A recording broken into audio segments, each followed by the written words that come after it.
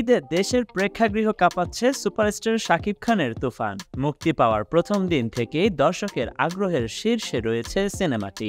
সম্প্রতি মুক্তি পেল ছবিটির নতুন গান দুষ্টু কোকিল। প্রকাশের সাথে সাথেই এটি লুফে নেয় শ্রোতা দর্শক।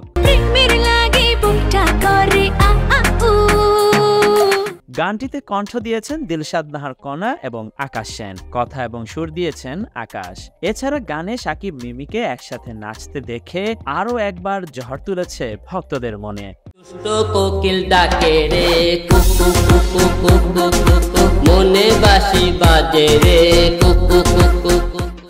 আর তুফান ঝড়ের প্রভাবে জনপ্রিয় এই গানটি গাইলেন আলোচিত কন্টেন্ট ক্রিয়েটর হিরো আলম। শুক্রবার বিকালে গানটি প্রকাশ করেছেন তিনি।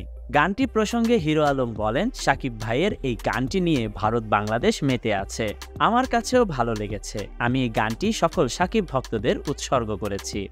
কোকিল ডাকে রে কুকু কুকু কুকু, মনে বাঁশি বাজে রে কুকু কুকু কুকু। উল্লেখ্য, রায়হান রাফি পরিচালিত তুফান সিনেমায় শাকিব খান ছাড়া অভিনয় করেছেন ভারতের মিমি চক্রবর্তী এবং বাংলাদেশের মাসুমা রহমান নাবিলা।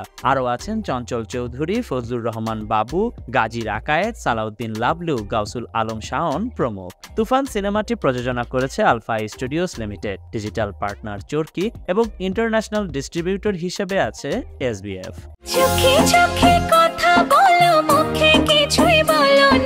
Khandakar Ishtiaq, news now 24।